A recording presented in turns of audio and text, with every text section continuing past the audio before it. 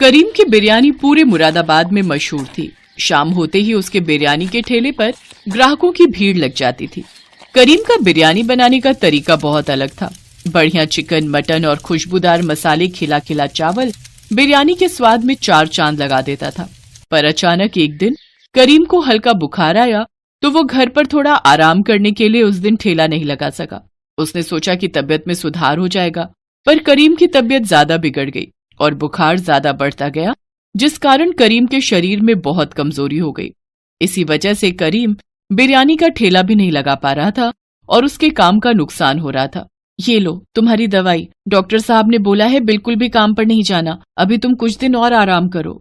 नहीं रुखसाना, मेरा पहले ही काम बहुत खराब हो गया। कितने दिन से मैंने ठेला नहीं लगाया और तुम्हें तो पता है घर का किराया सर पर आ रहा है, बिजली पानी सबका किराया भी तो देना है। काम नहीं करूंगा तो पैसे कहाँ से आएंगे। चिंता मत करो, अब मैं ठीक हूँ, बस थोड़ी कमजोरी है। कल सुबह ठेला लगाने की तैयारी करता हूँ। एक काम करती हूँ, मैं भी तुम्हारे साथ जल्दी उठ जाऊंगी, दोनों मिलकर तैयारी कर लेंगे। ठीक है, फिर सुबह मुझे जल्दी उठा देना। और करीम मियाँ, किराया कब दे रहे हो? मैंने सोचा तुम तो आओगे नहीं तो खुद ही आ जाऊं। अकरम भाईजान, बस कुछ दिनों से तबीयत खराब चल रही है, इसलिए काम भी बंद पड़ा है। कुछ दिन कमाई करके फिर मैं जल्दी ही किराया देने की कोशिश करूंगा। नहीं नहीं, अब एक भी दिन ऊपर नहीं करना, कल तक मेरा किराया मुझे दे दो। वैसे भी मेरे साले की शादी है, मैं कुछ दिनों के लिए परिवार के साथ शादी में जा रहा हूँ, उसके बाद बहुत देर हो जाएगी। शादी के लिए खरीदारी भी तो करनी है, तो कुछ भी करके कल तक पैसों का इंतजाम कर ले, मैं कल फिर आऊंगा। अकरम धमकी देकर चला जाता है। करीम बिरयानी का ठेला लेकर बाजार पहुंचता है, पर अब उसी जगह पर किसी दूसरे आदमी ने बिरयानी का ठेला लगाना शुरू कर दिया। उसके सारे ग्राहक भी उसी ठेले पर बिरयानी खाने लगे, क्योंकि वो बिरयानी वाला करीम से कम दाम में बिरयानी खिला रहा था। इस कारण करीम की बिक्री बहुत कम हुई।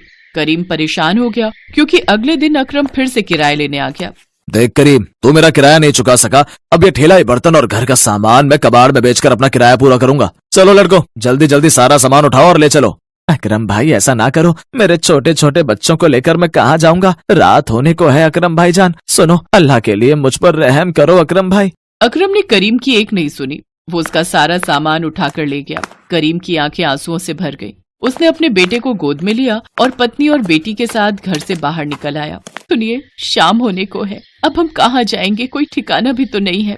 थोड़ी देर में दिल्ली की बस आने वाली है, दिल्ली में ही रहेंगे। यहाँ मुरादाबाद में रहने का अब कोई फायदा नहीं। दिल्ली एक बार भाईजान के पास चलते हैं, हो सकता है वो कोई काम दिलवा दे। करीम अपनी पत्नी और बच्चों को लेकर मुरादाबाद बस अड्डे से दिल्ली की बस में बैठ गया और दिल्ली अपने बड़े भाई रहमान के घर पहुंचा। पर रहमान की पत्नी सलमा ने उन्हें वहां रहने के लिए साफ मना कर दिया। देखिए जी, मैं इन्हें यहाँ रहने के लिए इजाजत नहीं दे सकती। आप तो जानते ही हैं दिल्ली शहर में खर्चे कितने हैं। हम ही बड़ी मुश्किल से 2 वक्त की रोटी जुटा पाते हैं। अब इन दोनों का साथ में बच्चों का खर्चा उठाना हमारे लिए बहुत ही मुश्किल है। आप बुरा मत मानो करीम भाईजान, आपको कहीं और रहने का इंतजाम करना पड़ेगा। बेगम, कुछ दिन तो। आप बीच में मत बोलो, बात मैं कर रही हूँ ना। देखिए भाईजान, ये सीधे हैं, ये तो आपको अपना छोटा भाई मानकर यहाँ रख लेंगे, पर सारी परेशानियां तो मैं जानती हूँ ना। छोटी छोटी चीजों के लिए कितनी मुश्किलें आती हैं। रुखसाना, तुम्हारे भी तो मायके वाले रामपुर में है ना, उनके पास क्यों नहीं चली जाती हो? भाभी जान, आप तो जानती हो मेरे मायके में भाभी बची हैं, वो भी बड़ी मुश्किल से मजदूरी करके अपने मायके में रहकर बच्चों को पाल रही हैं। अम्मी, अब्बू, भाईजान सभी दुनिया से चले गए।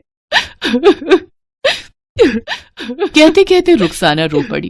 कुछ भी हो, अब यहाँ आप लोगों के लिए कोई जगह नहीं है, माफ करना। करीम क्या ही करता, वो अपने परिवार को लेकर अपने भाई के घर से बाहर आ गया। सड़क पर भूखे प्यासे वो ऐसे ही घूमते रहे, ना कोई रुकने की जगह, ना कुछ खाने पीने का इंतजाम। करीम के पास जो भी पैसे थे सारे खत्म हो चुके थे। करीम कुछ देर के लिए बच्चों को लेकर फुटपाथ पर एक कोने में बैठ गया। तभी उसका बेटा खेलते खेलते रोड के दूसरी तरफ बने एक बड़े होटल के पास भाग गया। वहाँ बहुत सारे गुब्बारों की डेकोरेशन का काम चल रहा था। हटो बेटा, हटो यहाँ से, यहाँ काम चल रहा है, छोड़ो इस गुब्बारे को, जाओ यहाँ से। अरे जुम्मन मियाँ, जल्दी जल्दी डेकोरेशन का काम खत्म करो, वसीम साहब और उनकी बेगम आने वाले होंगे।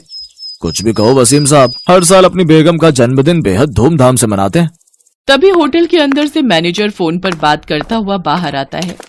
सर, मुरादाबादी बिरयानी के बारे में आपने मुझसे कहा था, पर हमारे मुरादाबादी बिरयानी बनाने वाले बावर्ची की तबीयत खराब हो गई है, वो 1 हफ्ते की छुट्टी पर गया है। सर, मैं जानता हूँ मैडम को मुरादाबादी बिरयानी कितनी पसंद है, और आज वैसे भी उनका जन्मदिन है। ठीक है सर, मैं कुछ करता हूँ। इतनी जल्दी कहाँ से लाऊं मुरादाबादी बिरयानी बनाने वाला? बहुत मुश्किल है। आधे घंटे में सर और मैडम होटल पहुंचने वाले हैं।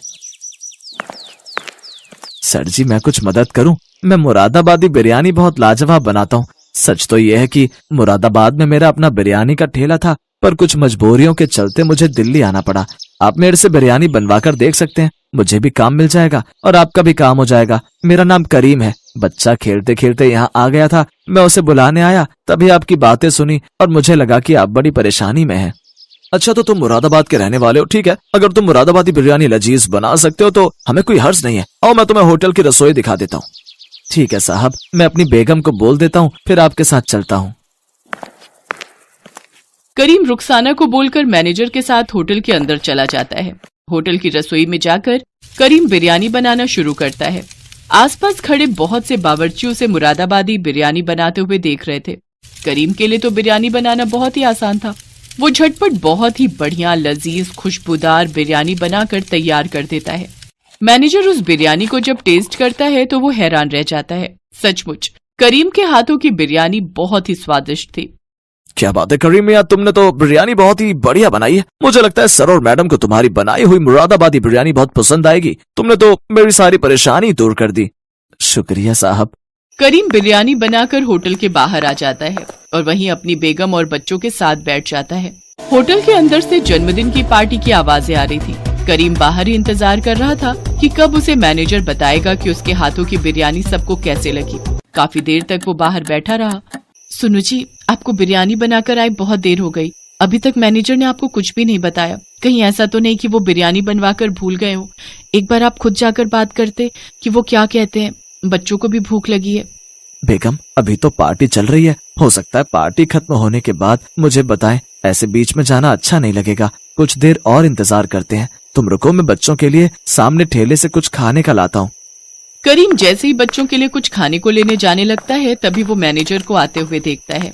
माफ कीजिएगा, अंदर पार्टी चल रही थी इसलिए आपको बता नहीं पाया। चलिए, आपको सर ने बुलाया है। खान मियाँ, करीम मियाँ की फैमिली के लिए कुछ खाने का इंतजाम कीजिए।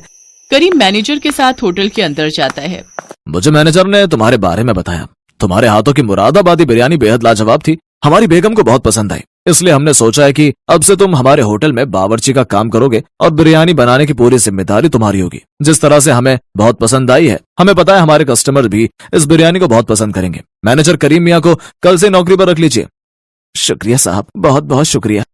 गरीब अकरम होटल के मालिक वसीम मियाँ को शुक्रिया कहता है। वो बहुत खुश था। उसकी आंखों में खुशी के आंसू थे, क्योंकि उसे इतने बड़े होटल में बावर्ची की नौकरी मिल गई, जहां पर उसकी तनख्वाह भी बहुत अच्छी थी। अल्लाह की रहमत से करीम की जिंदगी से दुखों का साया हट गया।